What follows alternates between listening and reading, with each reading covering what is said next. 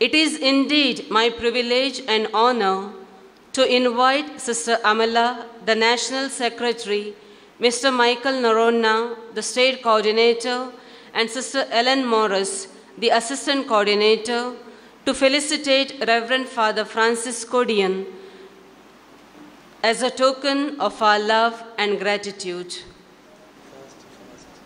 We are running out of time. Come, you give that. Give.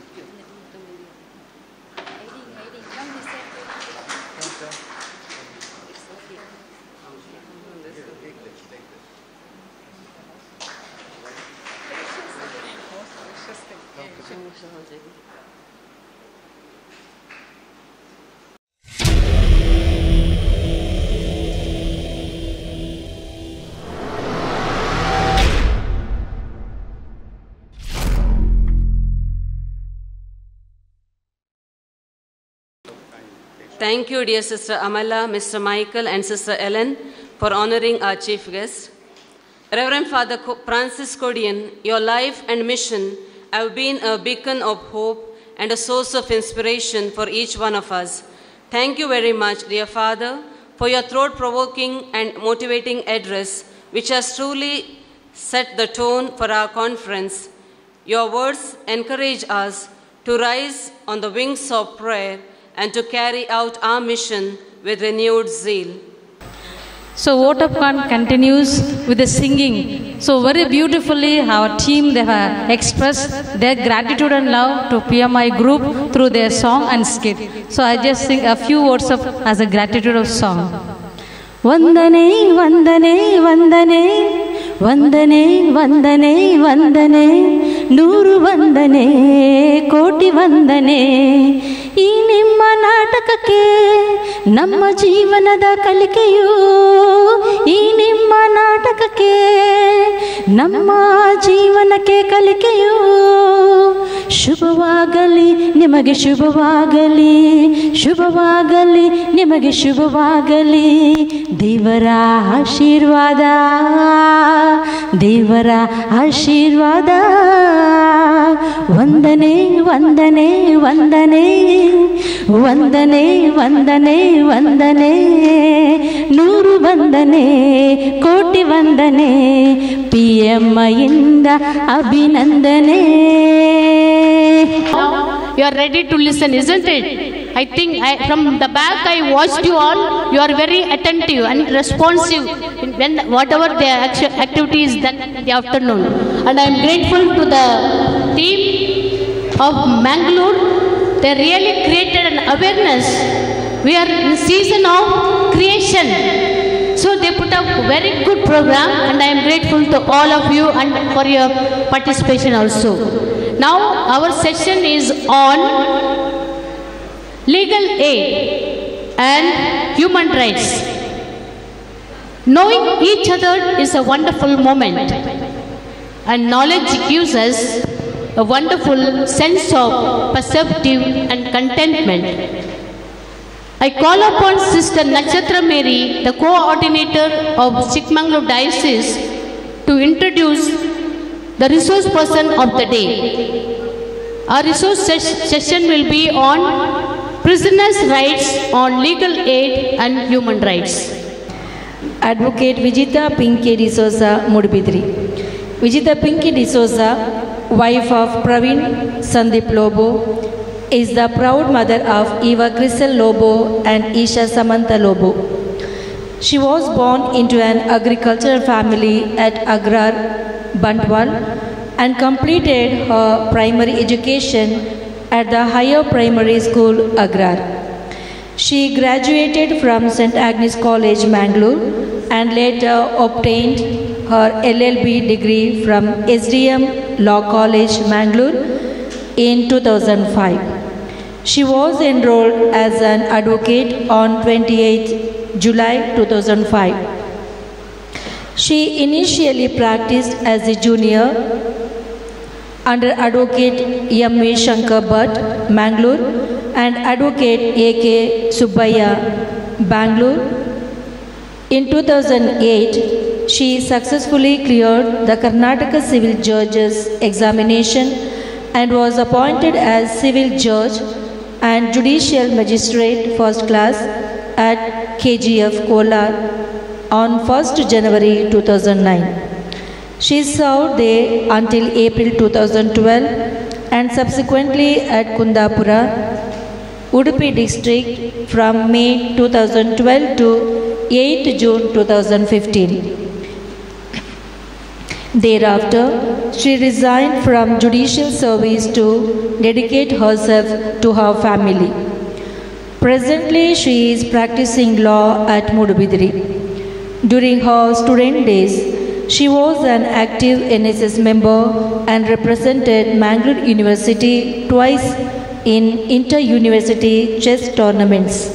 She also serves the church currently as a nominated member of the Mangalore Diocesan Pastoral Council of the Diocese of Mangalore for the third time.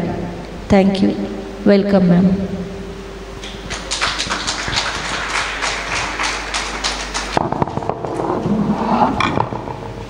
Both in Kannada and English. Is it okay?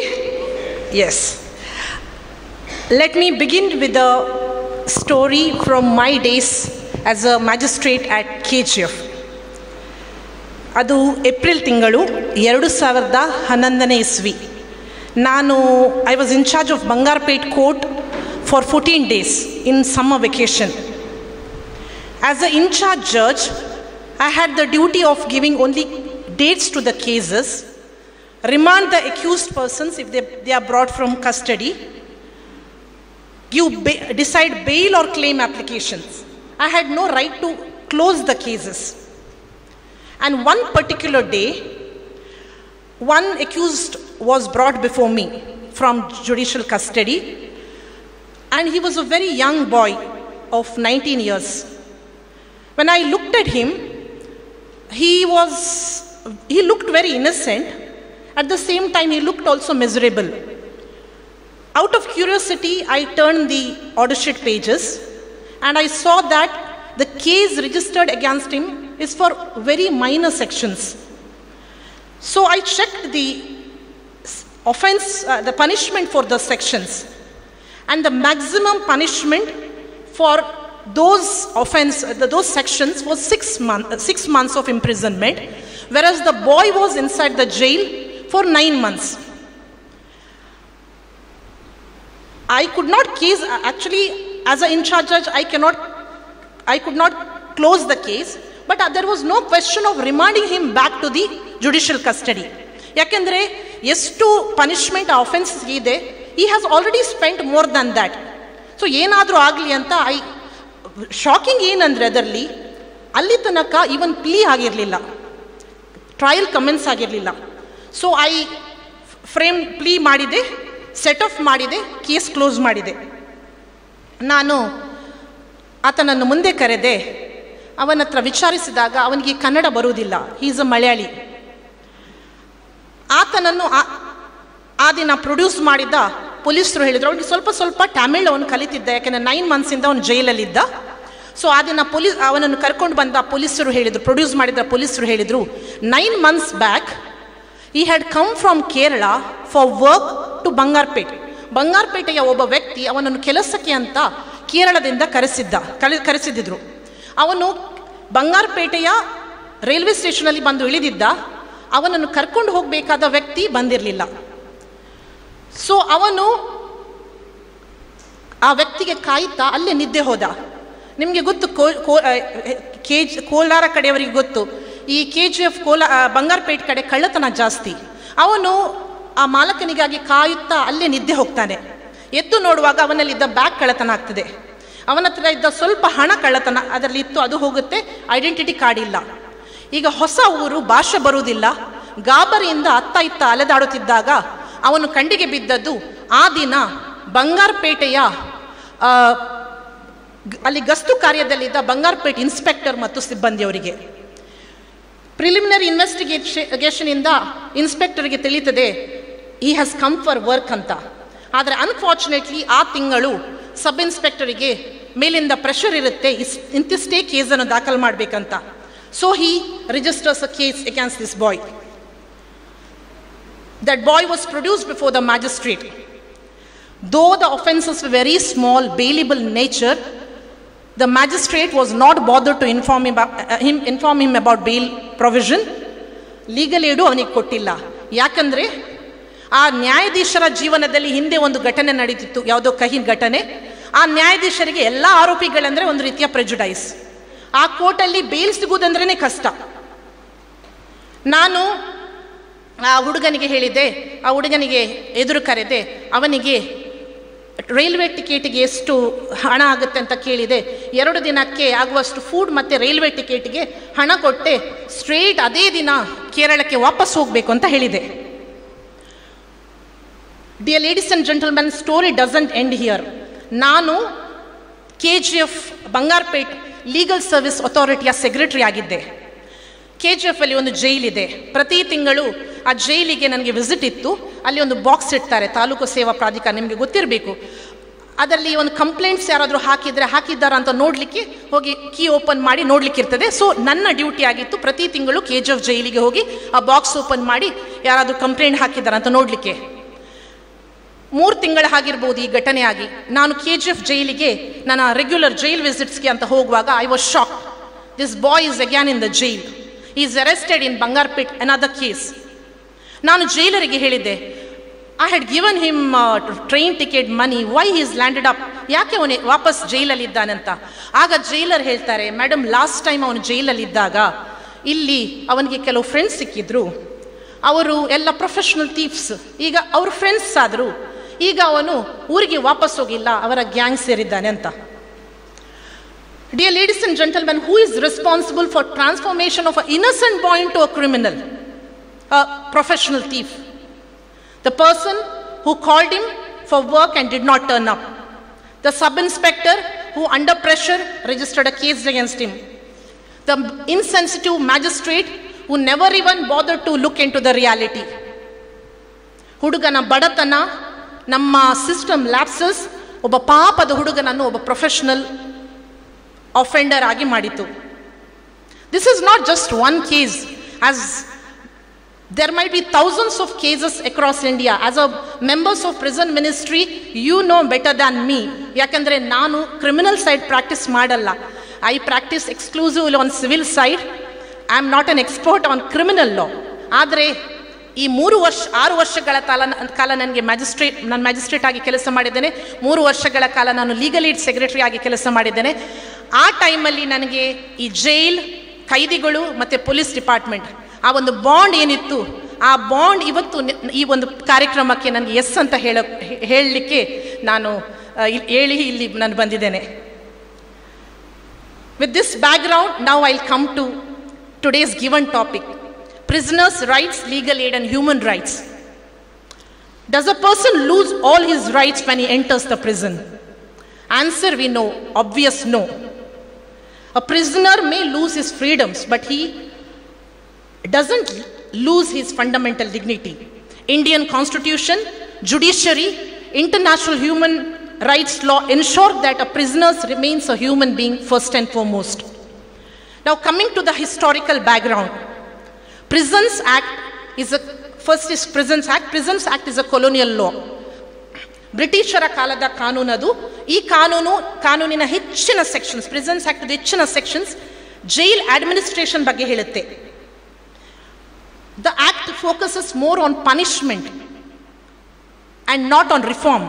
But after the independence, a gradual shift can be seen from punishment towards reformation and rehabilitation. The committees like Mulla Committee 1980-83, Justice Krishna Iyer Committee 1987, they highlight on the need for humane prison administration. With this background, now let us see what are the rights of the prisoners. First, the constitutional rights. Fundamental rights, ಸಂವಿಧಾನದಲ್ಲಿ ಕೊಟ್ಟ ಮೂಲಭೂತ ಹಕ್ಕುಗಳು. First is right to equality, article 14 of the constitution. ಕಾನೂನಿನ ದೃಷ್ಟಿಯಲ್ಲಿ ಎಲ್ಲರೂ ಸಮಾನರು. Every prisoner enjoys equality before law and equal protection of law. ಬಂಧನಕ್ಕೆ ಒಳಗಾದ ವ್ಯಕ್ತಿ ಆ ಹಕ್ಕನ್ನು ಕಳೆದುಕೊಳ್ಳುವುದಿಲ್ಲ. ಉದಾಹರಣೆಗೆ ಜೈಲಿನ ಒಳಗಡೆ ಜೈಲಿನ ಅಧಿಕಾರಿಗಳು ಜಾತಿ, ಮತ, ಭೇದ, ಅಂತಸ್ತು ಈ ಆಧಾರದ ಮೇಲೆ ತಾರತಮ್ಯ ಮಾಡುವಂತಿಲ್ಲ. ಜೈಲಿನ ಒಳಗಡೆ ನಿಯಮಗಳು ಎಲ್ಲರಿಗೂ ಒಂದೇ ರೀತಿ ಅನ್ವಯಿಸುವಂತೆ ಜೈಲಿನ ಅಧಿಕಾರಿ ನೋಡಬೇಕು. No discrimination in treatment, food, wages and facilities. This is the fundamental right. But in reality whether this right is actually applicable in its true spirit ಇಲ್ಲ. ನಾನು ಮೊನ್ನೆ ಆಗಸ್ಟ್ 5ಕ್ಕೆ ನೀವೆಲ್ಲ ಓದಿರ್ಬೋದು, ನ್ಯೂಸಲ್ಲಿ ನೋಡಿರ್ಬೋದು, Gurmeet Ram Rahim Singh, a murder and a rape convict, he is released on parole for 40 days, and this is the 14th time he is released on parole.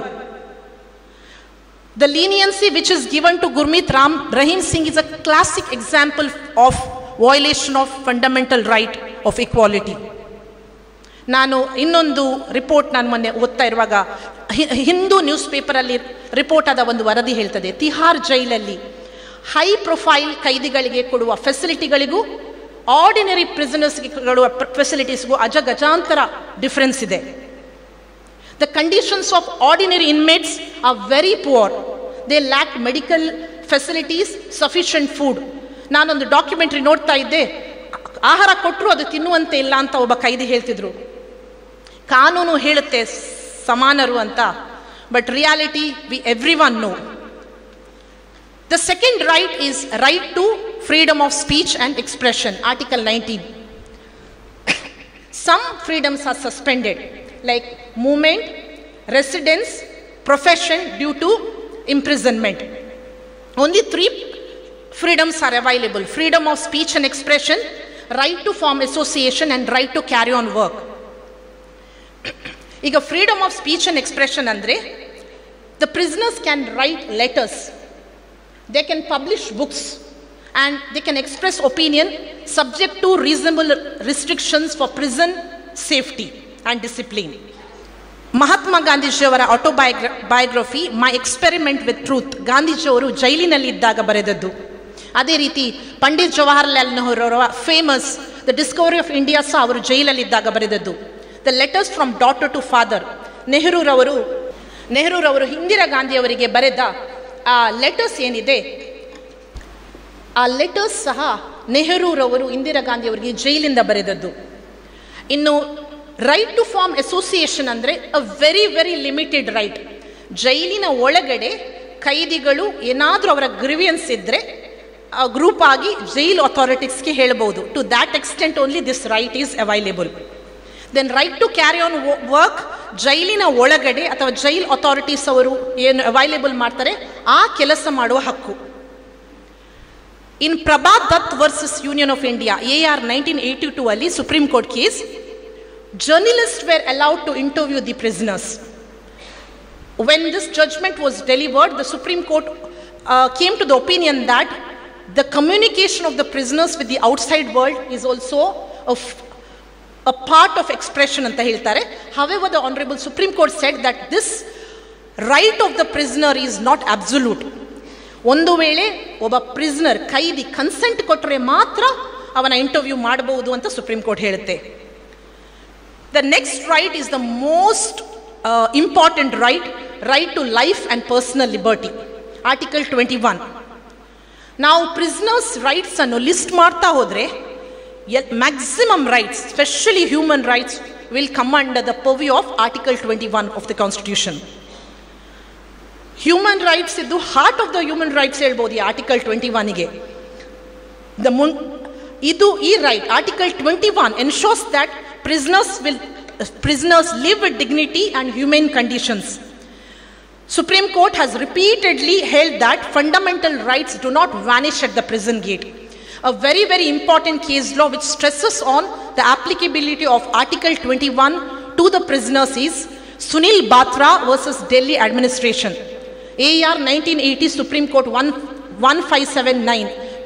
ಒಬ್ಬ murder, ಈ ಕೇಸಲ್ಲಿ ಒಬ್ಬ murder convict Sunil Batra ಒಂದು ಲೆಟರ್ ಬರೀತಾರೆ ಸುಪ್ರೀಂ ಕೋರ್ಟ್ ಜಡ್ಜ್ಗೆ. ತನ್ನ ಸಹ ಕೈದಿ ಪ್ರೇಮ್ ಚಂದ್ ಅಂತ, ಅವನಿಗೆ ಆ ಪ್ರೇಮ್ ಚಂದ್ಗೆ ಅವನ ರಿಲೇಟಿವ್ಸ್ ಜೈಲಿಗೆ ವಿಸಿಟ್ಗೆ ಬರುವಾಗ ಅವರಿಂದ ಹಣವನ್ನು ಕೀಳುವ ಸಲುವಾಗಿ ಜೈಲ್ ಅಥಾರಿಟೀಸ್ ಪ್ರೇಮ್ ಚಂದ್ಗೆ ತುಂಬ ಟಾರ್ಚರ್ ಕೊಡ್ತಾರೆ, ಹೊಡೆಯುತ್ತಾರೆ. ಒಂದು ಬಾರಿ ಆ ಪ್ರೇಮ್ಚಂದ್ನ ಗುದದ್ವಾರದೊಳಗೆ ಒಂದು ರಾಡನ್ನು ಇನ್ಸರ್ಟ್ ಮಾಡಿ ಬ್ಲೀಡಿಂಗ್ ಇಂಜುರೀಸ್ ಆಗುತ್ತೆ. ಈ ಲೆಟರ್ ಆಧಾರದ ಮೇಲೆ supreme court treats that post card of the prisoner as a writ petition and the famous case which stresses on Article 21 applicability to the prisoners, Sunil Batra versus State of Delhi Administration. Next is right to speedy trial. Right to speedy trial is also a fundamental right granted under Article 21 of the Constitution. Indian Express newspaper alli 1979 ಜಾನ್ವರಿಯಲ್ಲಿ ಒಂದು report ಆಗುತ್ತೆ. ಬಿಹಾರದ ಅನೇಕ ಜೈಲಲ್ಲಿ ಸಣ್ಣ ಪುಟ್ಟ ಅಫೆನ್ಸ್ಗಳಿಗೆ ಸುಮಾರು 7-8 ವರ್ಷ trial ಆಗದೆ ಜೈಲಲ್ಲಿ ಕೈದಿಗಳಿದ್ದಾರೆ ಅಂತ.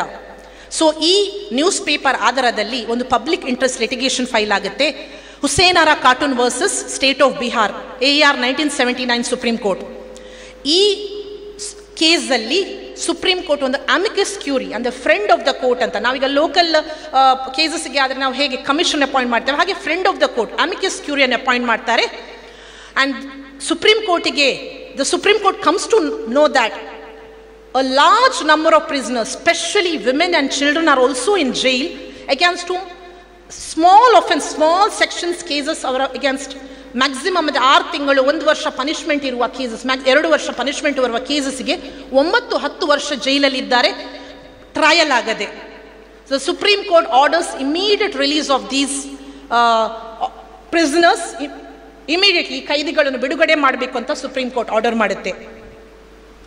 ಆ ಜಡ್ಜ್ಮೆಂಟ್ ಕೊಡುವಾಗ ಸುಪ್ರೀಂ ಕೋರ್ಟ್ ಹೇಳುತ್ತೆ justice delayed is justice denied ಅಂತ. Then next is right to legal aid.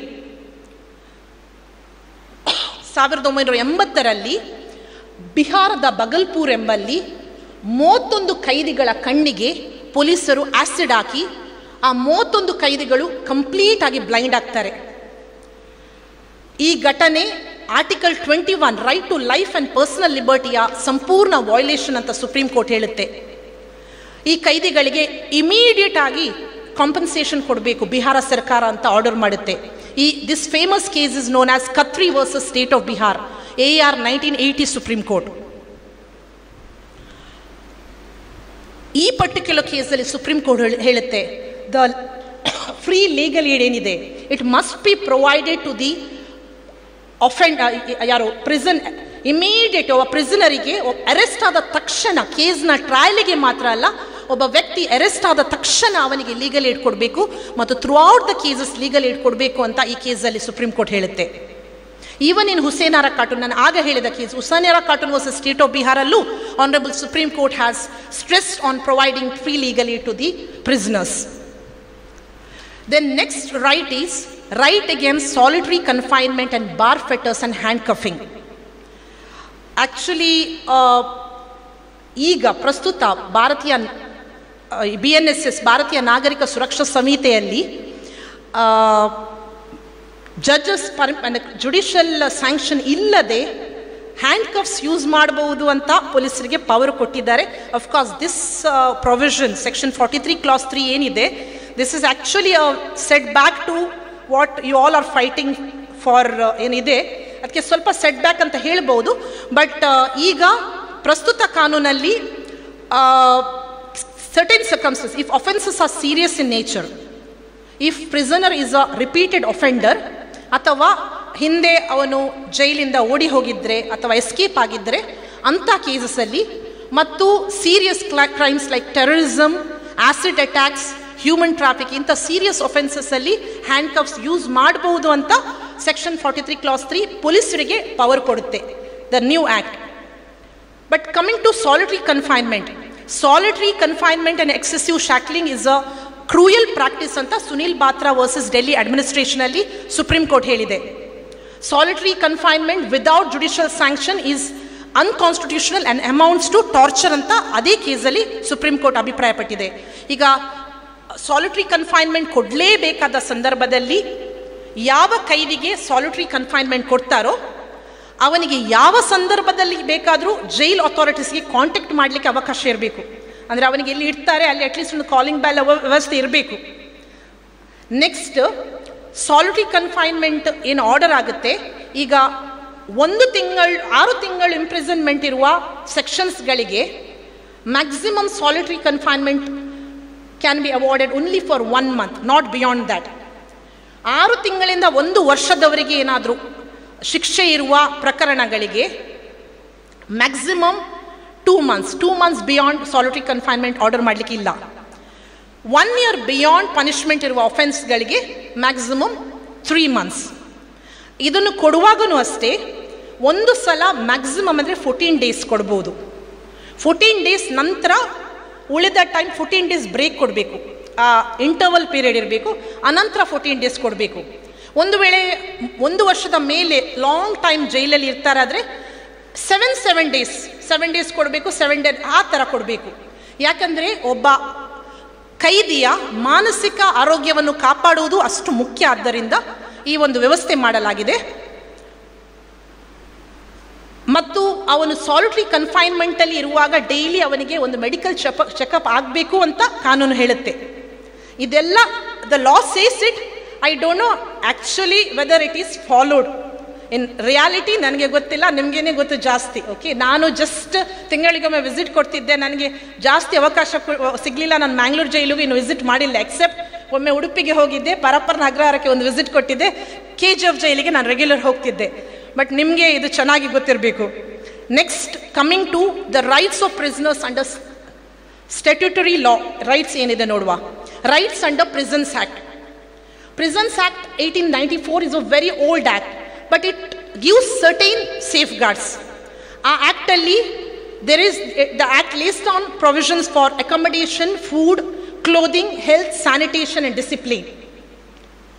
And act also says that male and female prisoners should be separate.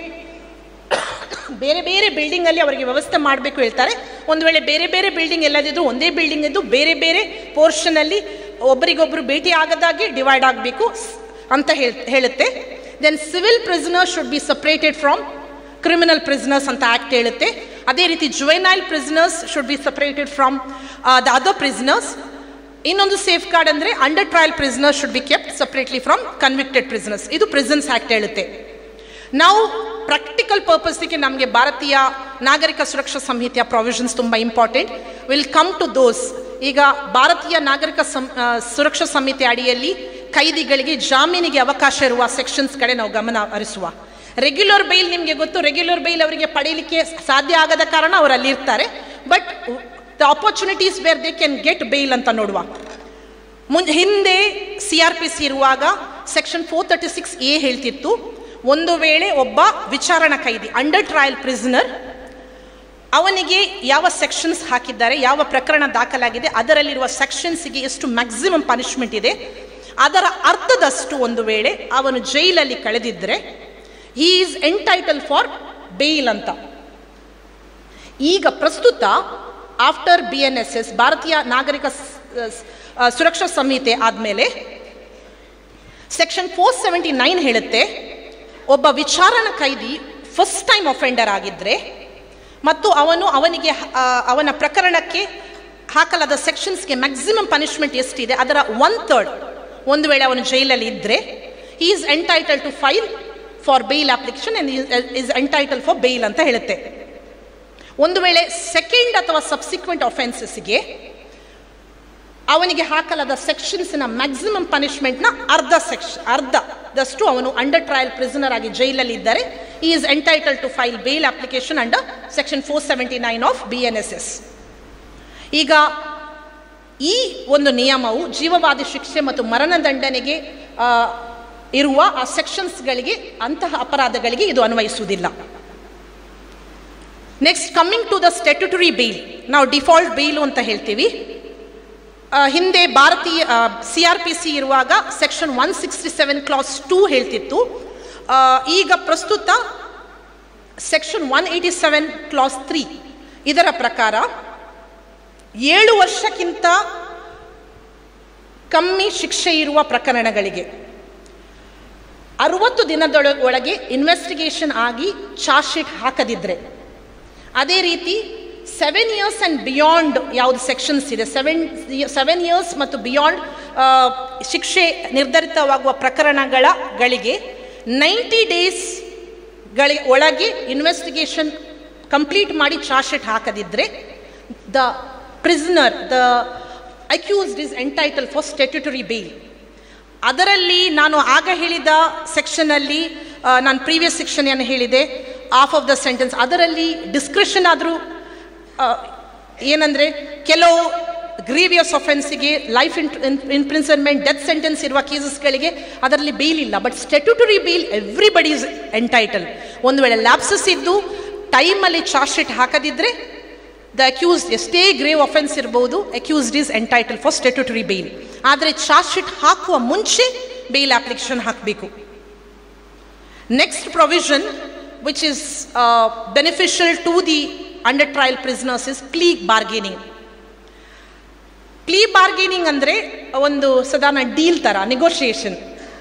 CRPCಯಲ್ಲಿ ಹಿಂದೆ ಸೆಕ್ಷನ್ 265A ಇಂದ 265L ತನಕ ಅವಕಾಶ ಇತ್ತು. 7 years ಕೆಳಗೆ ಇದ್ದ ಪನಿಷ್ಮೆಂಟ್ ಇರುವ ಅಫೆನ್ಸಸ್ಗಳಿಗೆ ಮಾತ್ರ ಹಿಂದೆ ಅವಕಾಶವಿತ್ತು. ಆದರೆ ಈಗ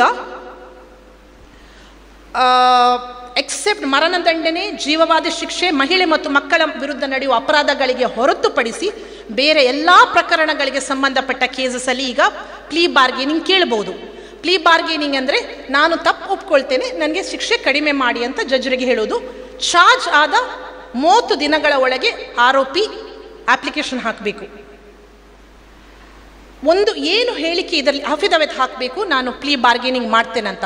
ಈ ಪ್ರಕರಣದಲ್ಲಿ ಏನು ಸ್ಟೇಟ್ಮೆಂಟ್ ಕೊಡ್ತಾನೆ, ನಾನು ತಪ್ಪು ಒಪ್ಕೊಡ್ತೇನೆ, ನಾನು ಕ್ರೈಮ್ ಮಾಡಿದ್ದೇನೆ ಅಂತ, this statement cannot be used for any other cases.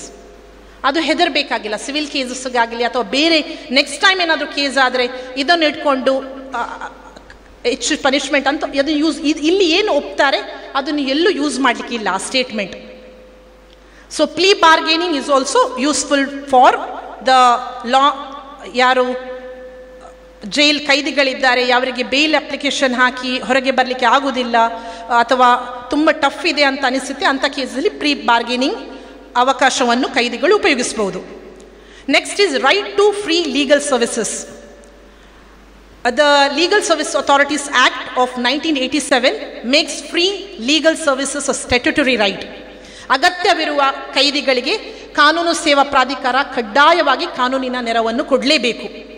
Today ನನಗೆ ಮೋಸ್ಟ್ಲಿ ಸೆಂಟ್ರಲ್ ಮತ್ತು ಡಿಸ್ಟ್ರಿಕ್ಟ್ ಜೈಲ್ಸಲ್ಲಿ ಫಂಕ್ಷನಲ್ ಲೀಗಲ್ ಏಡ್ ಕ್ಲಿನಿಕ್ಸ್ ಅಂತ ಮಾಡ್ತಾರೆ ಇರಬೇಕಲ್ವ ಈಗ ರೆಗ್ಯುಲರ್ ಆಗಿ, ಅದಕ್ಕೆ ಮಾಡಬೇಕು ಅಂತ ಇದೆ. ಆದರೆ ಸಮಸ್ಯೆ ಏನಂದರೆ, ನಾನು ನೋಡಿದ ಪಕ್ಕ ಆ್ಯಸ್ ಅ ಮ್ಯಾಜಿಸ್ಟ್ರೇಟ್ ಆಗಿ ಈ ಲೀಗಲ್ ಸರ್ವಿಸಸ್ಸಿಂದ ಯಾರು ಅಡ್ವೊಕೇಟ್ಸ್ಗೆ ಕೊಡ್ತಾರೆ ಅವರು ಎಷ್ಟು ಎಫಿಷಿಯಂಟ್ ಅಡ್ವೊಕೇಟ್ಸ್ ಅಂತ ಹೇಳೋಕ್ಕಾಗಲ್ಲ. ಯಾಕೆಂದರೆ ಏನಾಗುತ್ತೆ, ಎಫಿಷಿಯಂಟ್ ಇರುವ ಅಡ್ವೊಕೇಟ್ಸ್ಗಳಿಗೆ ಈ ಫ್ರೀ ಲೀಗಲ್ ಸರ್ವಿಸಸ್ ಕೇಸಸ್ ನಡೆಸಲಿಕ್ಕೆ ಟೈಮ್ ಇರೋಲ್ಲ, ಅವರು ಮುಂದೆ ಬರಲ್ಲ. ಕೈದಿಗೆ ಒಂದು ವಕೀಲರು ಸಿಗ್ತಾರಂತ ಮಾತ್ರ, ಕೆಲವೊಮ್ಮೆ ಲಕ್ಕಿಗೆ ಒಳ್ಳೆ ವಕೀಲರು ಸಿಗ್ಬಹುದು. ಸೊ ತುಂಬ ಎಫಿಷಿಯಂಟ್ ಸಿಗ್ತಾರಂತ ಅಲ್ಲ, ಬಟ್ ಕಾನೂನಿನ ಫ್ರೀ ಲೀಗಲ್ ಏಡ್ ಅಂತೂ ಸಿಗುತ್ತೆ. Next, coming to human rights and judiciary recognized rights. Right against torture and custodial violence. 1997ರಲ್ಲಿ D K. Basu versus state of west Bengal case ಬರುತ್ತೆ. ಡಿ.ಕೆ. ಬಾಸು ಎಂಬ ವ್ಯಕ್ತಿ ಸುಪ್ರೀಂ ಕೋರ್ಟಿಗೆ ಒಂದು ಲೆಟರ್ ಬರೆದು ಅನೇಕ ಕಸ್ಟೋಡಿಯಲ್ ಡೆತ್ಸ್ ಆಗುತ್ತೆ ಅಂತ ಸುಪ್ರೀಂ ಕೋರ್ಟ್ ಗಮನಕ್ಕೆ ತರ್ತಾರೆ. The supreme court takes this matter into consideration and gives 11 guidelines to the police officials at the time of arrest of a person or detention of a person in the custody. ಈ 11 ಗೈಡೆನ್ಸಲ್ಲಿ ಮುಖ್ಯವಾಗಿ ಕೈದಿಗಳಿಗೆ important, ಒಂದ್ಸಲ arrest ಆಗುವಾಗ the accused person has a right to know the grounds of his arrest. ಅವನಿಗೆ ಹೇಳಬೇಕು ಯಾಕೆ arrest ಮಾಡಿದ್ದಾರೆ ಅಂತ. Second, he is entitle for right of medical examination, right to be inform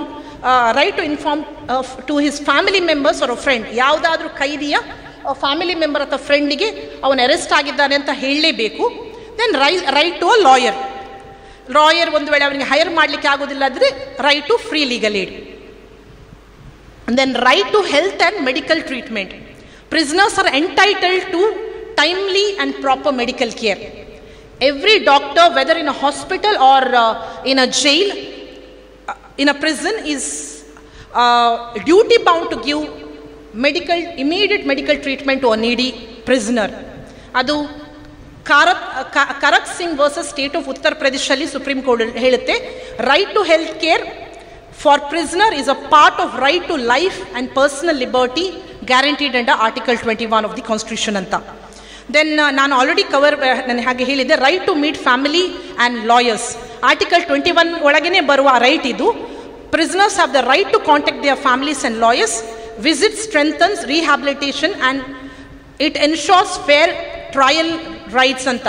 ನಾನಾಗ documentary ಬಗ್ಗೆ ಹೇಳಿದೆ. ನಾನು ಡಾಕ್ಯುಮೆಂಟ್ರಿ ನೋಡ್ತಾ ಇದ್ದೆ, ಯಾವುದೋ ಒಂದು ನಾರ್ತ್ ಇಂಡಿಯಾದ ಜೈಲ್. ವಿಸಿಟರ್ಸ್ಗೆ ಒಂದು ಟೈಮ್ ಇದೆ, ಎಲ್ಲ ಫುಲ್ ಕ್ರೌಡೆಡ್.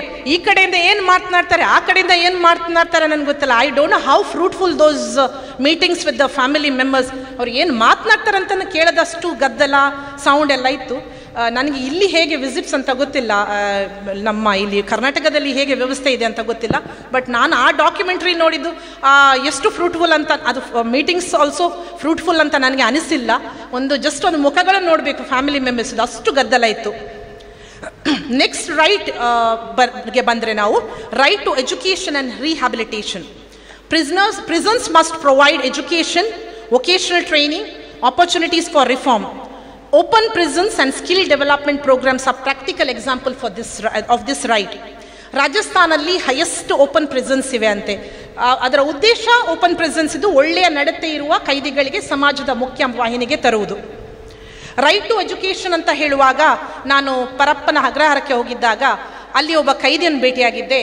ಆತ ಸುಳ್ಯ ಕಡೆಯಿಂದ ಒಬ್ಬ ಮರ್ಡರ್ ಕನ್ವಿಕ್ಟ್. ನಾವು ಅಲ್ಲಿ ಹೋಗುವಾಗ ಮರದ ಕೆಳಗೆ ಕೂತ್ಕೊಂಡು ಬುಕ್ ಓದ್ತಾ ಇದ್ದ. ಅವನ ಹತ್ರ ಮಾತನಾಡುವಾಗ he was pursuing his MBA education. Free ಟೈಮಲ್ಲಿ ಕೃಷಿ ಮಾಡ್ತಿದ್ದ. ಮತ್ತು ನಿಮಗೆಲ್ಲ ಗೊತ್ತಿರ್ಬೋದು, ರಾಜೀವ್ ಗಾಂಧಿ ಮರ್ಡರ್ ಕೇಸಲ್ಲಿ ಜೈಲಲ್ಲಿರುವ Nalini Sriharan, she has done multiple degrees inside the jail. MCAಲಿ ಅವ್ರು ಟಾಪರ್ ಆಗಿ ಟಾಪ್ ಮಾರ್ಕ್ಸ್ ತೆಗೆದು MCA master of computer application education ಮಾಡಿದ್ದಾರೆ ಅವರು. ಸೊ next right is right to wages for labor, prison labor. If a prisoner is engaged in work, they are entitled for wages. ಈ ವ್ಯವಸ್ಥೆ mostly ಆಗ್ತಾ ಇರಬೇಕು ಅಂತ ಅನಿಸುತ್ತೆ ನನಗೆ. ಹೌದು, ಆಗ್ತಾ ಇದೆ. ನಾನು ಪರಪ್ಪರ ಹಗರಲ್ಲಿ ಹೋದಾಗ ಅಲ್ಲಿ ಸುಮಾರು ಜನ prisoners, they used to send money to their homes. So the Supreme Court has emphasized forced labor without payment violates human dignity and is unconstitutional anta. Rights of women prisoners. Special care must be taken to women in custody. Pregnant prisoners are entitled for prenatal and postnatal care. Children of women prisoners must be treated with compassion. ಇದನ್ನೆಲ್ಲ justice Krishna Iyer ಕಮಿಟಿಯಲ್ಲಿ ಅವರು ಹೇಳಿದ್ದಾರೆ. And he recommends strong separate very good facilities ಕೊಡಬೇಕು, better conditions women ಪ್ರಿಸನರ್ಗೆ ಕೊಡಬೇಕು ಅಂತ ಈ committee stress ಮಾಡುತ್ತೆ. And coming to international human rights dimension, universal declaration of human rights, an international document adopted by United Nations General Assembly recognizes inherent dignity of every prisoner, every person including prisoners. Then next covenant is International Covenant on Civil and Political Rights. This treaty was adopted by United Nations in the year 1966. It's a key to international human rights and it guarantees human treatment of persons deprived of liberty. And very, very important international covenant is UN standard minimum rules for treatment of prisoners. Nelson Mandela rules anta popular. It was adopted by United Nations in the year 2015.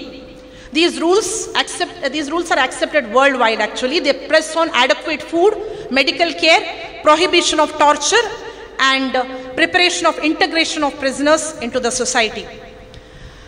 ಈಗ ಇಷ್ಟೆಲ್ಲ ಸೇಫ್ಗಾರ್ಡ್ಸ್ ಇದ್ದರೂ we all know that conditions of prisons and prisoners in India is pathetic, alwa. Huge number of under trial prisoners are waiting for justice for number of years. We don't know how many of them are actually criminals, innocent irbodu, false cases alli implicate agirbodu. We all know overcrowding of the prisons is a problem faced in our country today. In spite of lot of stress on speedy trial, still the speed of disposing the cases by judiciary is still very slow. ನಾನು KGF ಅಲ್ಲಿ jail ವಿಸಿಟ್ಸ್ಗೆ ಹೋದಾಗ ಪ್ರತಿ ಸಾರಿ ನನಗೆ jailer ಹೇಳೋದು, madam ಬೇರೆ ಜಡ್ಜಸ್ಗೆ ಹೇಳಿ ಕೆಲವರಿಗಾದರೂ bale ಕೊಡ್ಲಿಕ್ಕೆ ಹೇಳಿ ಅಂತ. ಯಾಕೆಂದರೆ KGF ಅಲ್ಲಿ, ಇಲ್ಲಿ ಯಾರಾದರೂ KGF ಇಂದ ಇದ್ದೀರಾ? ಯಾರು ಇಲ್ಲೇ ಬೇಕು ಇದ್ದೀರಾ? ಓಕೆ. ಈ KGF ಅಲ್ಲಿ ಜೈಲಲ್ಲಿ ಎಷ್ಟು ಕೆಪಾಸಿಟಿ ಇದೆ ಅದಕ್ಕಿಂತ ಒಂದು 20-30 ಜನ ಕೈದಿಗಳು ಪ್ರತಿ ಸಲ ಜಾಸ್ತಿ ಇರ್ತಿದ್ರು. ಈಗ KGF ಅಲ್ಲಿ ಏನು ಪ್ರಾಬ್ಲಮ್ ಇತ್ತು ಅಂದರೆ, ಈ ಚಳಿಗಾಲದಲ್ಲಿ ತುಂಬ ಚಳಿ, ನಾನು 2 ಕಂಬಳಿ ಒದ್ದು ಮಲಗಿದ್ರು ನನಗೆ ಚಳಿ ಆಗ್ತಿತ್ತು, ಅಷ್ಟು ಚಳಿ ಇರ್ತದೆ. ಈಗ 20-25 ಜನ ಕೈದಿಗಳಿಗೆ, ಇಲ್ಲೆಲ್ಲ ಮ್ಯಾಂಗ್ಳೂರಲ್ಲಿ ಆದರೆ ಫ್ಯಾಮಿಲಿ ಮೆಂಬರ್ಸ್ ಎಲ್ಲ ಕಂಬಳಿ ಅದು ಇದೆಲ್ಲ ತಂದು ಕೊಡ್ತಾರೆ. But in KGF there is lot of poverty, ತುಂಬ ಪವರ್ಟಿ ಇದೆ.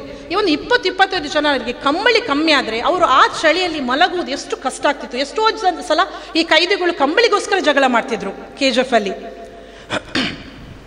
ಇನ್ನೊಂದು KGF ಜೈಲದು ಪ್ರಾಬ್ಲಮ್ ಇತ್ತಂದರೆ, ಅಲ್ಲಿ ನಾನು ವಿಸಿಟಿಗೆ ಹೋದಾಗ ಪ್ರತಿ ಸಲ ಒಬ್ಬರು ಜೈಲರ್, ಒಬ್ಬರು ಹೋಮ್ ಗಾರ್ಡ್, ಸ್ಟಾಫ್ ಇಲ್ಲ.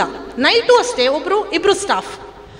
ನಾವು ಆ್ಯಕ್ಚುಲಿ ನಾನು ಜೈಲಿಗೆ ಹೋಗುವಾಗ ಅಲ್ಲಿ ಜೈಲ್ ಗೇಟ್ ಓಪನ್ ಮಾಡೋದು ಪ್ರಿಸನರ್ಸೇ, ಒಳಗೆ ನನಗೆಲ್ಲ ಜೈಲ್ ತೋರಿಸುವುದೇ ಲಾಂಗ್ ಸ್ಟ್ಯಾಂಡಿಂಗ್ ಇದ್ದು ಕಂಫರ್ಟೇಬಲ್ ಆದ ಅಲ್ಲಿ ಕೆಲವು ಪ್ರಿಸನರ್ಸ್ ಇದ್ದರು, ಅವರೇ ತೋರಿಸೋದು, ಎಕ್ಸ್ಪ್ಲನೇಷನ್ ಕೊಡೋದು ಅವರೇ, ಅಡುಗೆ ಮನೆ ಕರ್ಕೊಂಡು ಹೋಗೋದೇ ಅವರು.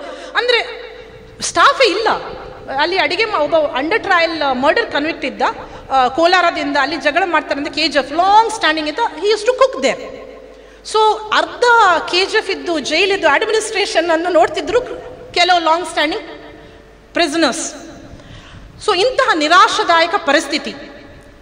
ಈಗ ಜಸ್ಟ್ ಇಮ್ಯಾಜಿನ್ ಮಾಡಿ, ಒಂದು ವೇಳೆ ಅಲ್ಲಿ 1-2 ಗ್ರೂಪ್ ಆಯಿತು, ಜಗಳ ಆಯಿತು, 2 ಜನ ಸ್ಟಾಫ್ಸ್ ಹೇಗೆ ಮ್ಯಾನೇಜ್ ಮಾಡಿ? ನಾನು ಎಷ್ಟೋ ಸಲ ಯೋಚಿಸ್ತಿದ್ದೆ, ಇವರು ಯಾರು ನಮ್ಮನ್ನು ಅಟ್ಯಾಕ್ ಮಾಡಿದ್ರು, ನಮ್ಮನ್ನು ಪ್ರೊಟೆಕ್ಟ್ ಮಾಡಲಿಕ್ಕೆ ಅಲ್ಲಿ ಜನ ಇರಲಿಲ್ಲ.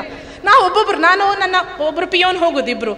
But of course they always received me with all love and ಯಾವತ್ತು ನನಗೆ ನಾನೇನು ಜೈಲಿಗೆ ಹೋಗ್ತಾ ಇದ್ದೀನಿ, ಇದು ಪ್ರಿಸನರ್ಸ್ ಮಧ್ಯದಲ್ಲಿ ಇದ್ದೇನೆ ಅಂತ ಭಾವನೆ ಕೊಡಲಿಲ್ಲ. ತುಂಬ ಪ್ರೀತಿಯಿಂದ ನಾನು ಹೋಗುವಾಗ ನನಗೆ ಆ ಹೂಗಿಡಗಳ, my mother loved gardening. So every time when ever I use to go, the prisoners ಅವ್ರು ಪ್ಯಾಕ್ ಮಾಡಿ ನನಗೆ ಸೀಡ್ಸ್ ಎಲ್ಲ ಕೊಡ್ತಿದ್ರು. So they always had that. ನನಗೆ ಒಳ್ಳೆ ಎಕ್ಸ್ಪೀರಿಯನ್ಸೇ ಇತ್ತು ಅವರ ಜೊತೆ.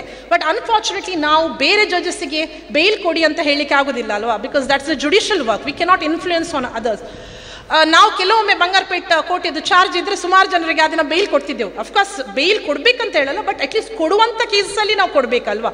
Unnecessary we cannot, the persons who are available for trial ಅಂಥವರಿಗೆ ನಾವು ಬೇಲ್ ಕೊಡ್ಬೋದು.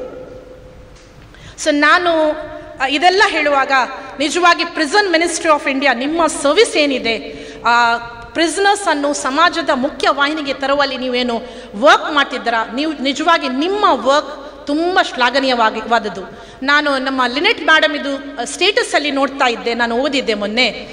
ಮಂಗಳೂರಿನ ಜೈಲಲ್ಲಿ ಸುಮಾರು 16 ಜನ ಕೈದಿಗಳು ಈ ಆಯುರ್ವೇದ ಮೆಡಿಸಿನ್ ಮಾಡುವ ಒಂದು ಕೋರ್ಸ್ ಮಾಡಿದ್ದಾರೆ. ಅಲೋಷಿಯಸ್ ಕಾಲೇಜ್ನ ಸಹಯೋಗದಿಂದ ಪ್ರಿಸನ್ ಮಿನಿಸ್ಟ್ರಿಯ ಲೀಡರ್ಶಿಪ್ಪಲ್ಲಿ ಅದು ಒಂದು ಕೋರ್ಸ್ ಮಾಡಿದ್ದಾರೆ. ಈಗ ಪ್ರಿಸನ್ ಒಳಗಿಂದ ಅವರು ಮೆಡಿಸಿನ್ ಪ್ರಿಪೇರ್ ಮಾಡ್ತಾರೆ, ಅದರ ಇದು ಬ್ಯಾಗ್ ಮೇಕಿಂಗ್ ಮತ್ತು ಅಣಬೆ ಕೃಷಿ ಮಾಡ್ತಾ ಇದ್ದಾರೆ ಅಂತ. ನಿಜವಾಗಿ ನೀವು ಏನು ವರ್ಕ್ ಮಾಡ್ತೀರಾ ಈ ಪ್ರಿಸನರ್ಸ್ ಅನ್ನು ಮುಖ್ಯ ವಾಹಿನಿಗೆ ತರುವಂಥದ್ದು, ನಿಜವಾಗಿ ನಿಮ್ಮ ವರ್ಕ್ ಅವರಿಗೆ, ಅವರ ಕುಟುಂಬದವರಿಗೆ ಖಂಡಿತವಾಗಿ ತುಂಬ ಸಹಾಯ ಮಾಡುತ್ತೆ.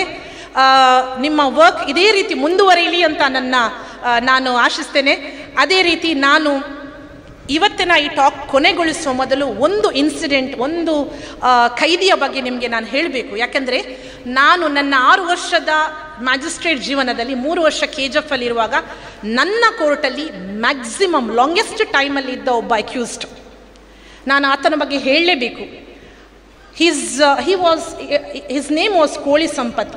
ಕೋಲಾರ ಕಡೆ KGF ಇಂದ ಬಂದವರಿಗೆ ಅವರ ಹೆಸರು ಗೊತ್ತೇ ಇರುತ್ತೆ. He was a professional ಥೀಪ್.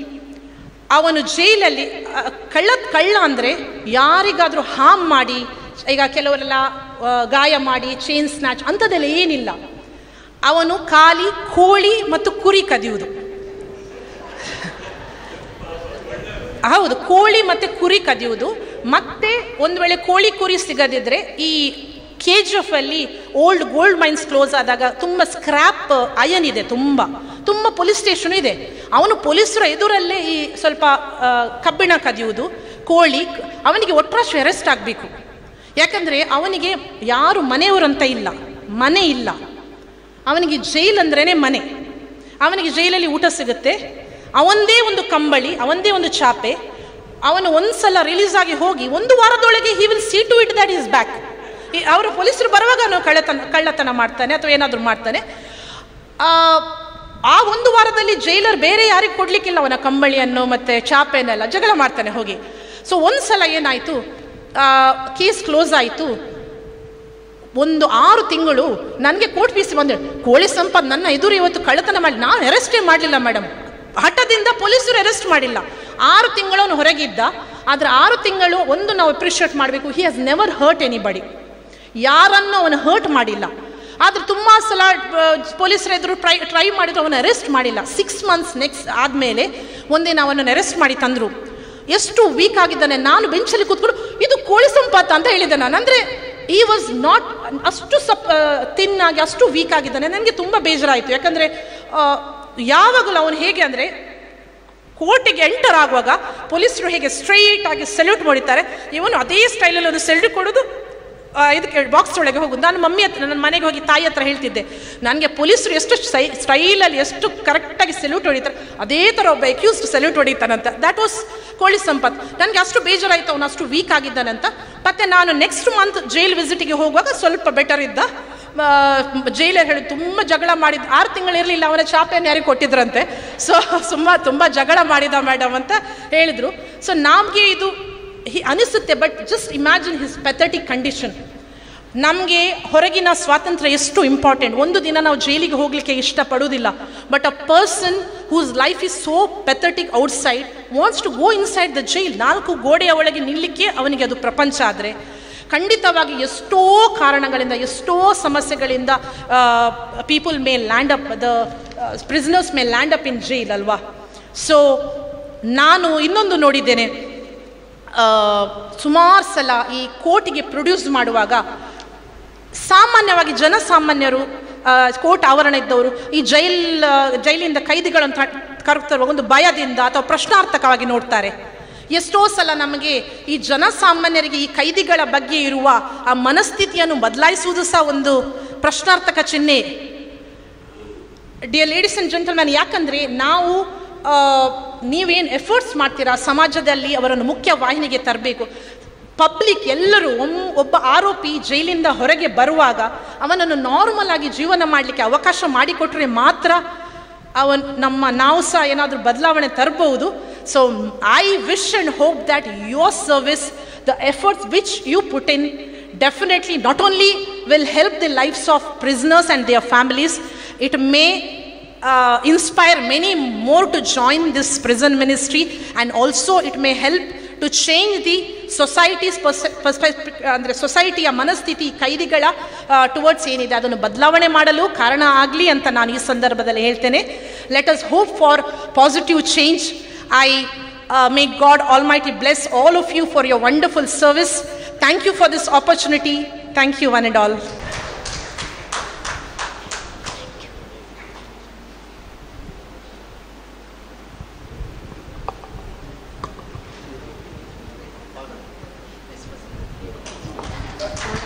ಚಪ್ಪಲಿ ಓದಿ.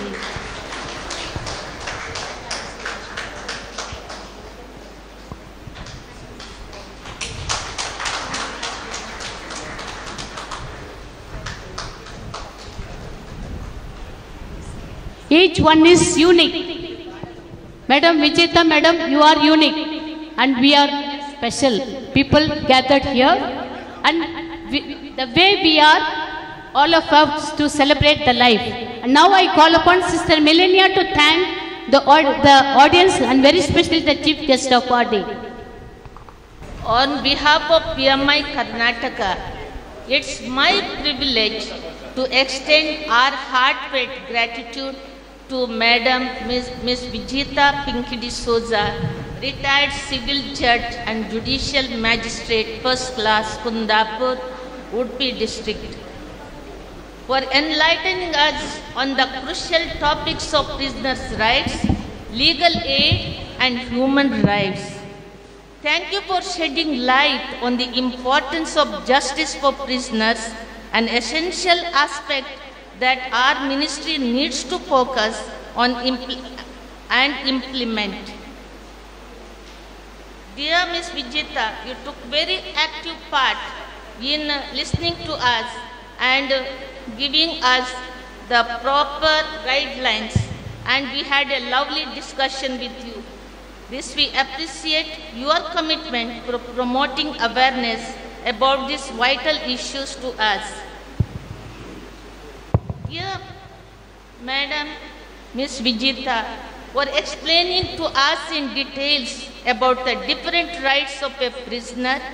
It was in fact a heart-touching moment that we heard about the prisoner's rights and legal aid human rights along with your personal experience while working with and for the prisoners.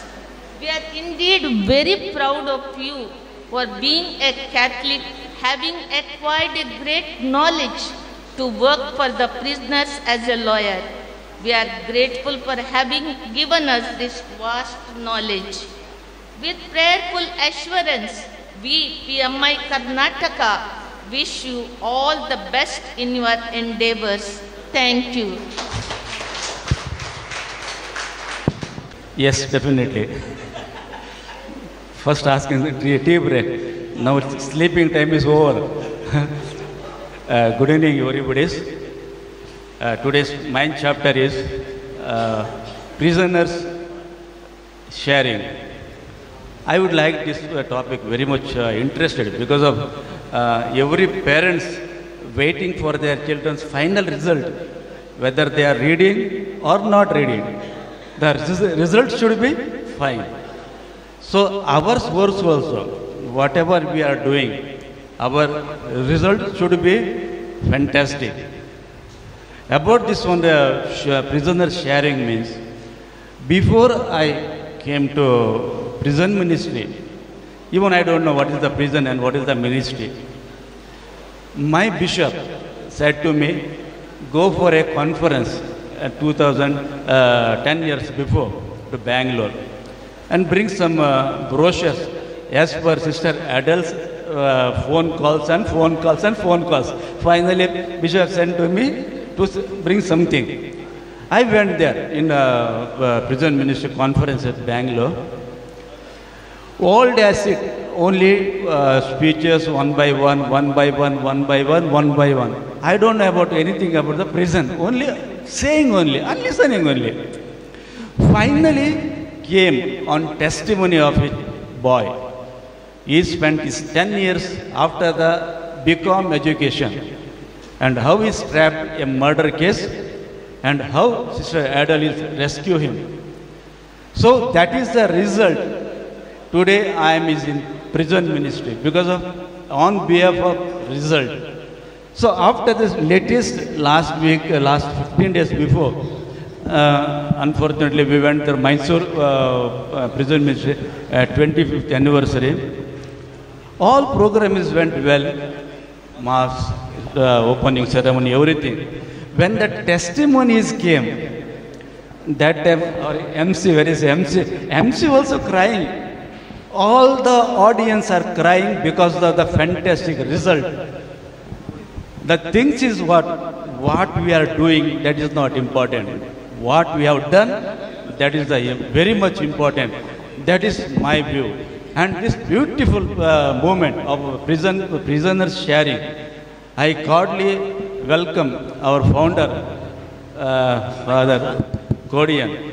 Because of this wonderful movement is there today. It is after 40 years, Father Kodian, you done this ministry. We are grateful thanks to you as well as Almighty God. Father, cordially invite you this program.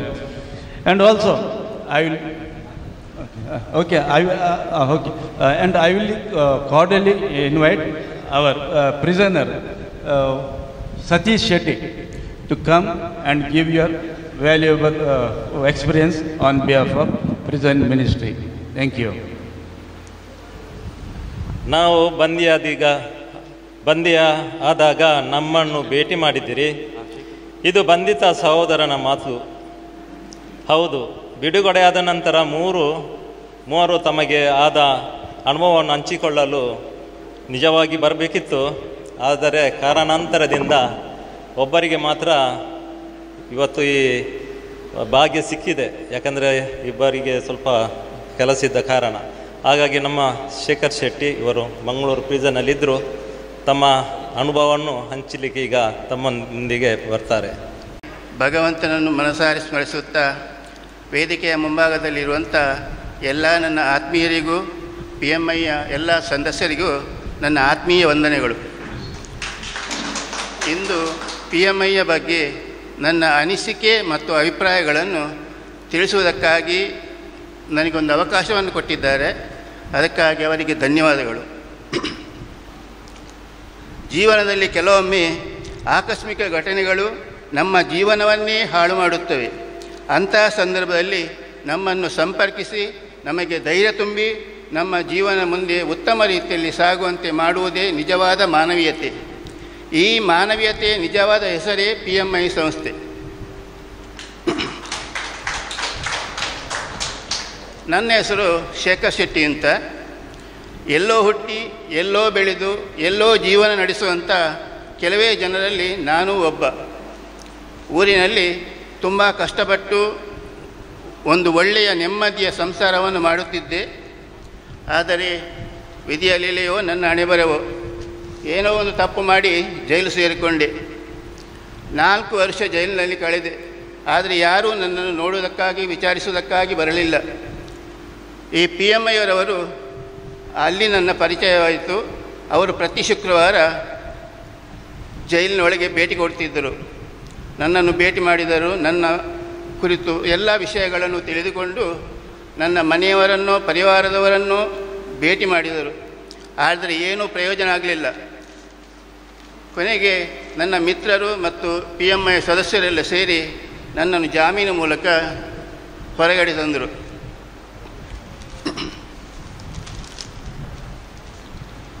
ನಾನು ಜೈಲಿನಲ್ಲಿರುವಾಗ PMIಯ ಬಗ್ಗೆ ಕೆಲವು ವಿಷಯಗಳನ್ನು ತಿಳಿದುಕೊಂಡಿದ್ದೇನೆ. ಅಂದರೆ ಇವರು ಭೇಟಿ ಶುಕ್ರವಾರ ಪ್ರತಿ ವಾರವೂ ಭೇಟಿ ಆಗ್ತಿದ್ದರು. ಜೈಲಿನ ಕೈದಿಗಳಿಗೆ ಸಂತೋಷಕ್ಕಾಗಿ ಒಳಾಂಗಣ ಆಟದ ವಸ್ತುಗಳಾದ ಕ್ಯಾರಮ್ ಬೋರ್ಡ್, ಚೆಸ್, ಲೂಡೋ ಮುಂತಾದ ವಸ್ತುಗಳನ್ನೆಲ್ಲ ಒದಗಿಸಿಕೊಡುತ್ತಿದ್ದರು. ಅಲ್ಲದೆ ಓದುವುದಕ್ಕಾಗಿ ಕತೆ, ಪುಸ್ತಕ, ಒಳ್ಳೊಳ್ಳೆಯ ಕಾದಂಬರಿಗಳನ್ನು, ವಾರಪತ್ರಿಕೆಗಳನ್ನು ನೀಡಿ ಸಹಕರಿಸುತ್ತಿದ್ದರು. ಮತ್ತು 3 ತಿಂಗಳಿಗೊಮ್ಮೆ ವೈದ್ಯಕೀಯ ಶಿಬಿರ ನಡೆಸಿ ಉತ್ತಮ ಔಷಧಗಳನ್ನು ಒದಗಿಸಿಕೊಡುತ್ತಿದ್ದರು. ಪ್ರತಿ ಶುಕ್ರವಾರ ಇವರು ಭೇಟಿ ಕೊಡುತ್ತಿದ್ದರು. ನಾವು ಅವರ ದಾರಿ ನೋಡ್ತಾನೆ ಕೂತ್ಕೊಳ್ತಿದ್ದೆವು. 1 ವಾರ ಬರೆದಿದ್ದರೆ ನಮ್ಮ ಮನಸ್ಸಿಗೆ ಏನೋ ಒಂದು ನೋವಾಗ್ತಿತ್ತು. ಅವರು ಕೊಡುವುದು ಒಂದು ಚಾಕ್ಲೇಟ್. ಆದರೆ ಆ ಚಾಕ್ಲೇಟ್ನ ರುಚಿ ನಮ್ಮ ಈಗ ಹೊರಗೆ 5 ಸ್ಟಾರ್ ಹೋಟೆಲ್ನ ಭ್ರಷ್ಟಾನ್ನ ಭೋಜನಕ್ಕಿಂತಲೂ ಜಾಸ್ತಿ. ಅಂದರೆ ಆ ಟೈಮು ಅಂಥ ಪರಿಸ್ಥಿತಿ ಇತ್ತು. ಮತ್ತು ಕ್ರಿಸ್ಮಸ್ ಸಮಯದಲ್ಲಿ ಸಿಹಿ ವಸ್ತುಗಳನ್ನು, ಹಣ್ಣು ಹಂಪಗಳನ್ನೆಲ್ಲ ನೀಡುತ್ತಿದ್ದರು.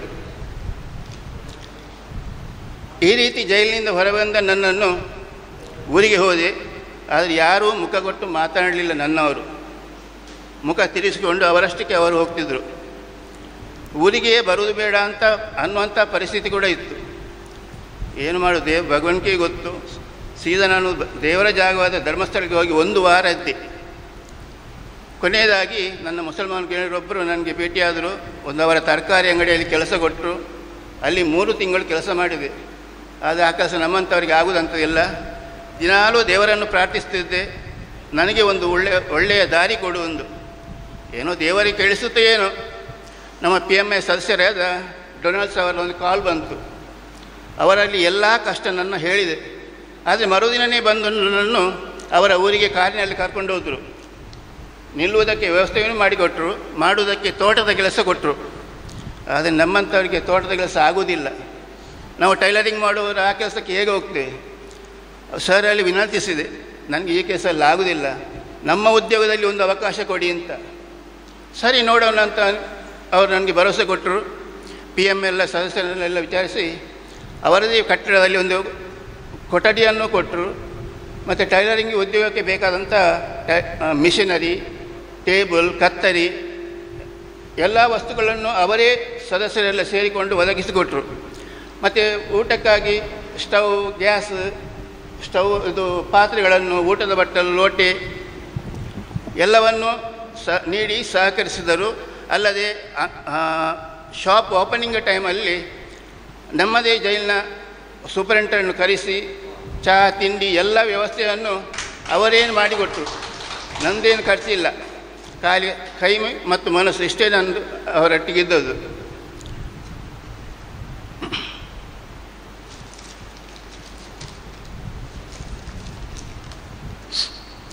ಈಗ ನನ್ನ ಕೇಸು ಅಂತೂ ಮುಗಿದು ಹೋಗಿದೆ. ಊರಿಗೆ ಹೋಗ್ತಾ ಇದ್ದೇನೆ, ಎಲ್ಲರೊಂದಿಗೂ ಚೆನ್ನಾಗಿ ಬಾಂಧವ್ಯ ಎಲ್ಲ ಮಾಡಿಕೊಂಡು ಬರ್ತಾ ಇದ್ದೇನೆ. PMA ಅವರು ಆರ್ಥಿಕವಾಗಿಯೂ ನನಗೆ ಸಹಾಯ ಮಾಡಿದ್ದಾರೆ. PMA ಸಂಸ್ಥೆಯಿಂದ ಪ್ರೇರಿತನಾದ ನಾನು ಕೊರೋನಾ ಸಮಯದಲ್ಲಿ ಜೈಲಿನ ಒಳಗೆ ಮಾಸ್ಕ್ಗಳನ್ನು ತಯಾರಿಸಿಕೊಟ್ಟಿದ್ದೇನೆ. ಅಲ್ಲದೆ ಈಗ ಬಟ್ಟೆ ಕತ್ತರಿಸಿದಾಗ ಉಳಿಯುವಂಥ ಚಿಂದಿಯಲ್ಲಿ ತಲೆದಿಂಬು ಮಾಡಿ ಅವರಿಗೆ ಕೊಡ್ತೇನೆ. ಅವರು ಆಶ್ರಮಕ್ಕೋ ಬಡವ ಕುಟುಂಬಕ್ಕೋ ಅದನ್ನೆಲ್ಲ ದಾನ ಮಾಡ್ತಾ ಇದ್ದಾರೆ. ನನಗೂ ಒಂದು ಮನಸ್ಸಿಗೆ ತೃಪ್ತಿ ಆಗ್ತಾ ಉಂಟು, ನಾನು ಕೂಡ ಒಂದು ಸೇವೆ ಮಾಡ್ತಾ ಇದ್ದೀನಿ ಅಂತ. ಜೀವನದಲ್ಲಿ ನಡೆದ ಆಕಸ್ಮಿಕ ಘಟನೆಗಳಿಂದ ಕುಸಿದು ಹೋಗಿದ್ದ ಆತ್ಮಸ್ಥೈರ್ಯವನ್ನು ಮತ್ತೆ ಪಡೆದು ಉತ್ತಮ ಜೀವನ ನಡೆಸುವಂತೆ ಮಾರ್ಗದರ್ಶನ ಮಾಡಿದ PMI ಸಂಸ್ಥೆಗೆ ತುಂಬ ನಾನು ಚಿರಋಣಿ. ನಮ್ಮ ನಡುವೆ ಸಮಾಜ ಸೇವೆ ಮಾಡುವವರಲ್ಲಿ PMI ಸಂಸ್ಥೆ ಮೊದಲ ಸ್ಥಾನದಲ್ಲಿದೆ ಎಂದು ಹೇಳೋದಕ್ಕೆ ನನಗೆ ತುಂಬ ಹೆಮ್ಮೆ ಪಡ್ತೇನೆ. ಹಾಗೆಯೇ PMI ಸಂಸ್ಥೆಯ ಎಲ್ಲ ಸದಸ್ಯರಿಗೂ ಅವರ ಕುಟುಂಬದವರಿಗೂ ಎಲ್ಲರಿಗೂ ಆ ದೇವರು ಒಳ್ಳೆಯ ಆರೋಗ್ಯ ಭಾಗ್ಯವನ್ನು ಕೊಟ್ಟು ಅವರನ್ನು ಯಶಸ್ಸಿಗೆ ಕೊಂಡೊಯ್ಯಲಿ ಅಂತ ನಾನು ಮನಸ್ಸಾರಿ ಪ್ರಾರ್ಥಿಸ್ತೇನೆ. ಆದರೆ ಕೊನೆಯದಾಗಿ ಒಂದು ಮಾತು, PMI ಅಂದರೆ ಎಲ್ಲರೂ ಹೇಳ್ತಾರೆ ಪ್ರಿಸನ್ ಮಿನಿಸ್ಟರಿ, ಅದು ನಮ್ಮಂಥವ್ರಿಗೆ ಅರ್ಥ ಆಗೋದಿಲ್ಲ. ಆದರೆ ನಮ್ಮಂಥವರು ಅದಕ್ಕೊಂದು ಶಬ್ದ ಹೇಳಿದ್ದೇವೆ. PMI ಅಂದರೆ ಪರೋಪಕಾರಿ ಮನೋಭಾವನೆ ಇರುವಂಥ ಸಂಸ್ಥೆಯೇ PMI ಸಂಸ್ಥೆ. ಇಷ್ಟು ಹೇಳಿ ನನ್ನ ಕೊನೆ ಮಾತುಗಳು ಮುಗಿಸ್ತೇನೆ. ಜೈ ಹಿಂದ್. ಶೇಖರ್ ಶೆಟ್ಟಿ ತನ್ನ ಎಲ್ಲ ಅನುಭವಗಳನ್ನು ಅವರನ್ನು ಬಿಚ್ಚಿಟ್ಟು ಮಾತನಾಡಿದರು, ಎಲ್ಲ ಅನುಭವ. ಈಗ ಅವರು PMIನವರಿಗೆ ನಮಗೆ ತುಂಬ ಪ್ರೇರಣೆಯನ್ನು ನೀಡ್ತಾ ಇದ್ದಾರೆ. ಈಗ ಅವರಿಗೆ ನಾನು ಹೇಳಿದೆ, ನೀವು ಟೈಲರಿಂಗ್ ಕಟ್ಟಿಂಗ್ ಎಲ್ಲ ಮಾಡ್ತೀರಲ್ಲ, ಆ ಪೀಸಸ್ ಎಲ್ಲ ಏನು ಮಾಡ್ತಾಯಿದ್ದೀನಿ ನಾನು ಕೇಳಿದೆ. ಅದಕ್ಕೆ ಅವರು ವೇಸ್ಟ್ ಮಾಡ್ತಿದ್ರು. ವೇಸ್ಟ್ ಮಾಡಬೇಡ, ನೀನು ಬಡವರಿಗೆ ಕಷ್ಟದಲ್ಲಿ ಅವರಿಗೂ ಸಹಾಯ ಮಾಡು, ತಲೆದಿಂಬೆಲ್ಲ ಮಾಡಿಕೊಂಡು ಕೊಡು ಅಂತ. ಈಗ ಅವರು ಬಡವರಿಗೆ ಪಾಪದವರಿಗೆ ಕೊಟ್ಟು ಮಾತ್ರ ಅಲ್ಲದೆ ಅವರಿಗೆ ಈಗ 3 ಪಟ್ಟು ಬಟ್ಟೆ ಜಾಸ್ತಿ ಬರ್ತಿದೆ. ಈಗ ಅವರು ಇನ್ನೂ ಇಬ್ಬರಿಗೆ ಸಹ ನೆರವಾಗಿದ್ದಾರೆ. ಈಗ ಟೈಲರಿಂಗಿಗೆ ಎಲ್ಲ ಲೇಡೀಸ್ ಟೈಲರ್ ಅವರು ಜಾಸ್ತಿ. ಅಂದರೆ ಅವರು ಲೇಡೀಸ್ ಟೈಲರ್ ಅಂದರೆ ಈ ಬಾಂಬೆ ಟೈಲರ್ ಅಂತ ಹೇಳ್ತಾರೆ ಈಗ ಅವರಿಗೆ, ಅಂದರೆ ರೆಡಿಮೇಡ್ ಹಾಗೆ ಆ ರೀತಿಯಲ್ಲಿ ಅವರು ಹೊಲಿಸಿಕೊಡ್ತಾರೆ. ಹಾಗಾಗಿ ಅವರಿಗೆ ಒಂದು ಒಳ್ಳೆಯ ಅಲ್ಲಿ ಹೆಸರುಂಟು. ಈಗ ಅವರು 24x7 ಅಂತ ನಾನು ಹೇಳಬೇಕು. ಯಾಕಂದರೆ ಈ ಮುಸ್ಲಿಮರ ಹಬ್ಬ ಇರುವಾಗ, ಕ್ರಿಶ್ಚಿಯನ್ನವರ ಹಬ್ಬ ಇರುವಾಗ, ಹಿಂದುವರ ಹಬ್ಬ ಇರುವಾಗ ಶೇಖರ್ ಶೆಟ್ಟಿ ಎಲ್ಲಿ ಹೋಗ್ತೀರಿ ಹೇಳುವಾಗ ನಾನು ಶೇಖರ್ ಶೆಟ್ಟಿ ಟೈಲರ್ ಹತ್ರ ಹೋಗ್ತೇನೆ ಅಂತ. ಅಷ್ಟು ಆಗಿ ಅವರು ಬ್ಯುಸಿಯಾಗಿ 3 ಮಂದಿ ಅವರು ಹಂಚಿಕೊಂಡು ಅವರಿಗೆ ದಾರಿಯನ್ನು ತೋರಿಸ್ತಾ ಇದ್ದಾರೆ ಅವರು. ಹಾಗಾಗಿ ಈಗ 8 ವರ್ಷದಿಂದ ನಮ್ಮೊಟ್ಟಿಗಿದ್ದಾರೆ ಅವರು. ಅವರ ಕೇಸ್ ಕ್ಲೋಸ್ ಆಗಿದೆ ಈಗ. ಆಗ ಇವರ 2 ಹೆಣ್ಮಕ್ಕಳು ಅವರು ಹೈಸ್ಕೂಲ್ನಲ್ಲಿ ಇರುವಾಗ ಇವರು ಜೈಲಿಗೆ ಬಂದಿದ್ದರು. ಈಗ ಒಂದು ಮಗಳು CA, ಇನ್ನೊಬ್ಬಳು ಮಗಳು ಪೂನಾದಲ್ಲಿ ಒಂದು ಕಂಪನಿಯಲ್ಲಿ ಕೆಲಸ ಮಾಡ್ತಾಯಿದ್ದಾರೆ. CA ಆದ ಮಗಳೀಗ ಹೈದರಾಬಾದ್ ಹುಡುಗ ಹೌದು, ಮದುವೆಯಾಗಿ ಮೂಡುಬಿದಿರೆಯಲ್ಲಿ ಫ್ಲ್ಯಾಟಲ್ಲಿದ್ದಾರೆ. ಮತ್ತೊಬ್ಬಳು ಈಗ ಕಂಪನಿಯಲ್ಲಿ ಕೆಲಸ ಮಾಡ್ತಾ ಇದ್ದಾರೆ. ಹಾಗಾಗಿ ಈಗ ಸ್ವಲ್ಪ ಹತ್ತಿರ ಅವನ್ನ ಮಾಡಿ ಏನಾದರೂ ಒಂದು ಕುಟುಂಬದಲ್ಲಿ ವ್ಯವಸ್ಥೆ ಮಾಡುವಂಥ ನಾವೊಂದು ತೀರ್ಮಾನ ಮಾಡ್ತಾ ಇದ್ದೇವೆ. ಹಾಗೆ ಇನ್ನೊಂದು 2 ಇದ್ದರು, ಒಂದು ಜೈಸನ್ ಮತ್ತು ಇನ್ನೊಬ್ಬರು, ಅವರಿಗೆ ಬರಲಿಕ್ಕೆ ಆಗಲಿಲ್ಲ. ಆ ರೀತಿಯಲ್ಲೇ ನಮ್ಮ ಸೇವೆಯನ್ನು ನಾವು ನೀಡ್ತಾ ಇದ್ದೇವೆ. ಅನುಭವವನ್ನು ಹಂಚಿದ್ದಕ್ಕೆ ಶೇಖರ್ ಶೆಟ್ಟಿ ತಮಗೆ ಧನ್ಯವಾದ. ಹಾಗೆ ಅವರಿಗೊಂದು ಸನ್ಮಾನ ಮಾಡಲಿಕ್ಕೆ ನಾನು ವಿನಂತಿಸ್ತೇನೆ. ಫಾದರ್ ಕೊಡಿಯನ್, ಹಾಗೆ ಫಾದರ್ ನಮ್ಮ ಸ್ಪಿರಿಚುವಲ್ ಫಾದರ್ ಸ್ಟೀಫನ್ ಪಿರೇರಾ, ಹಾಗೆ ಮೈಕಲ್ ನೋಡೋಣ, ಸಿಸ್ಟರ್ ಹಮಾಲ, ಪ್ಲೀಸ್ ಬನ್ನಿ. Father Stephen, sister